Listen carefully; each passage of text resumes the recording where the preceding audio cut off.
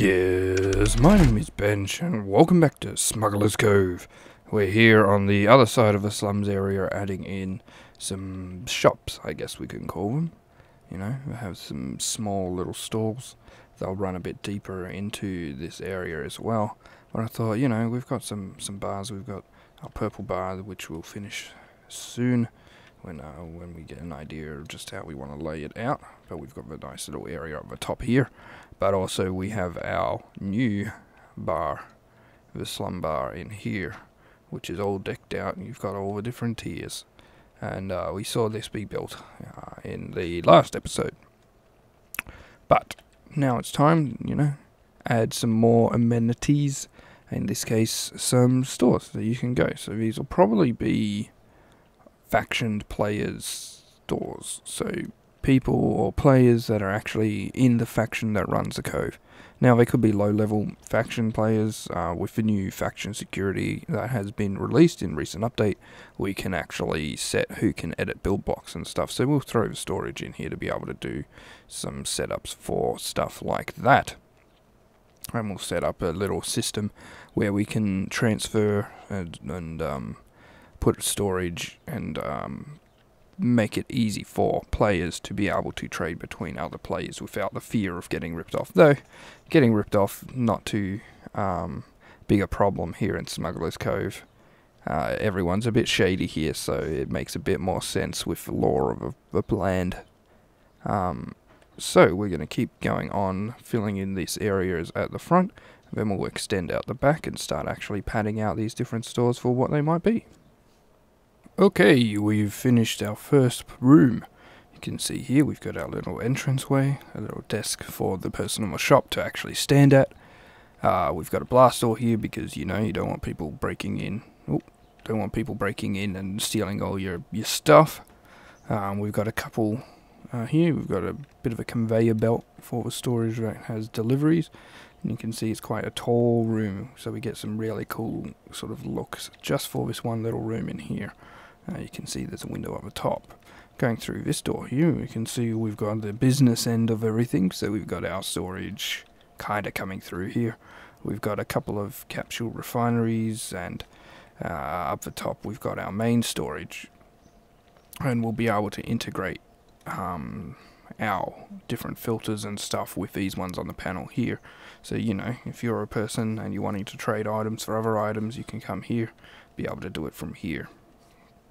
And there might be items that you're trading that you don't particularly have any other way of getting, or it's really difficult to get with the new way that everything's going. So, you know, it's a one of those necessities that's slowly going to become more and more required, especially as you need to buy your blueprints with blocks instead of credits. So you can see how valuable one of these places is. So we've got that one built, and we'll move on to the next one.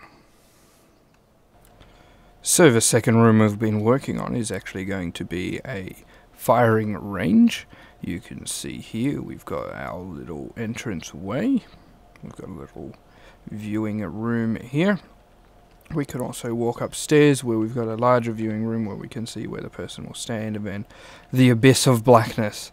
And then if we go down, the door can open, and we can get inside, and we'll have an area trigger that you stand on.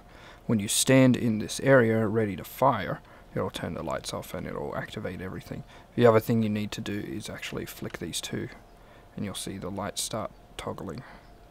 And there's some sort of interesting results that you're getting at, and that's how we're going to drive the randomizer, is the speed in which you push these two, and perhaps the order as well. So you can see it's reversed there, and we might add maybe one more in there as well, and that way we'll get a bit more combinations. So then when you go in there to fire, it'll have a bunch of logic driving the randomness of what's coming at you. Now it's just going to be firing at lights. We don't want, we don't have a way of triggering anything, so you can't keep track of any scores or anything. But you know, it's a good place for training, for just practicing shooting at moving targets. As we improve astronaut mode more and more. So we're going to continue adding to our logic and keep going. Okay, so we've been working on our target range or shooting range, whatever we want to call it. You can see here, this is what it looks like from standing on the white area. When the actual thing's happening, the white lights won't be on, and the red lights will light up in sequence, in a random sequence, for you to practice shooting on. You can see standing here, we can see all the different blocks. We don't need to walk around. That way it's just practicing aiming and stuff, and you can see there's all kinds. You got to look up, you got to look down, and you'll be able to have to follow sequences along as well. You can see we're adding in our circuits. We didn't end up doing the third one, or the third switch over here like we were talking about. We tried it out, didn't really work, so we've gone with the two. You can see now the mass of logic that's slowly going in here is quite a bit, and we're still a long ways to go. This whole section's probably going to get filled up, but for the most part it's slowly getting there. We've got our little two buttons that we can flick. You can see that behind what we want to do is flick them so that we get all four sequencing like that. That means that we'll get some pulses going down in this section the way we need them to. Once we hit the area trigger, which sits right above these lights, what we'll do is we'll hit the button to trigger it ourselves, and you can see everything goes dark, and then it'll be up to just the red lights that blink on and off, and you can see their blinking is set up there, and then that'll integrate into these, and you can see one of them's lit up on the top section just here, the others are off. And that's all about what timing it takes for you to stand in the area trigger as to what random sequence will actually get triggered. So there's going to be 4 different random sequences that'll trigger a series of different lights that then come at you, and then you've got to shoot at them, and then it will reset itself and loop until such a time that it stops working, probably because it has a habit of getting into this sort of loop where it just gets stuck. The others aren't really triggering. We're working with timings that's more shorter than 0.5 seconds, so it's a little bit more difficult. We can wander over here. You can see we've got a little bit of a backlight from below, so we can see where that button is, so we can hit reset on everything. The range lights up and we'll be able to just wander off. It also resets these as well.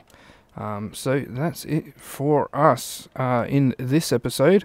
We'll be working on a lot more logic and stuff in the next episode. Until next time, my name is Bench. Thanks for watching. Thanks for watching another StarMade video. We release videos every second day, so don't forget to subscribe.